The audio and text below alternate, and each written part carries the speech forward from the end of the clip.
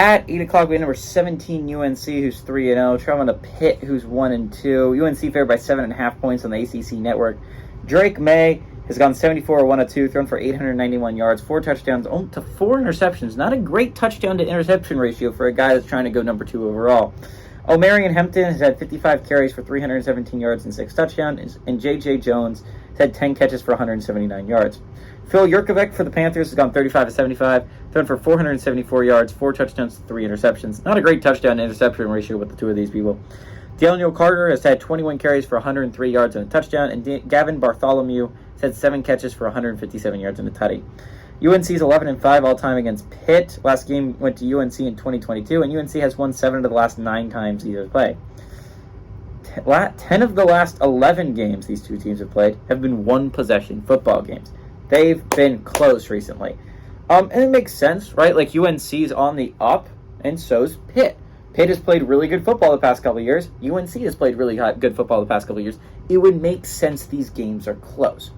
On the other hand, UNC's playing really good football this year. Pitt's really not, right? I was talking about Pitt before the season started. I'm like, okay, this is still going to be a solid team. I had a lot of faith in Phil Jurkovec. I was wrong to have that much faith in Phil Jurkovec.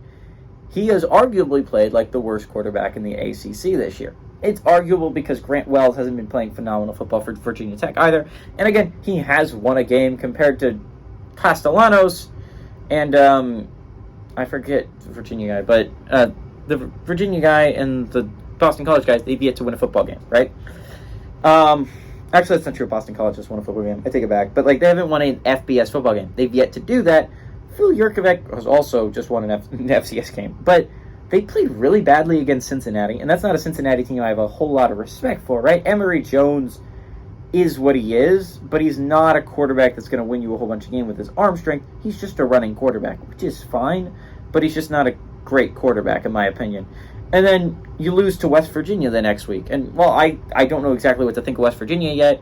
Neil Brown's team actually doesn't look that awful, but this is still not a great sign if you're a Pitt fan.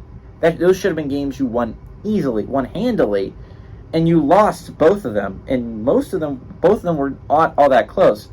You were out-physicaled by Cincinnati and by West Virginia, which isn't a great sign. Plus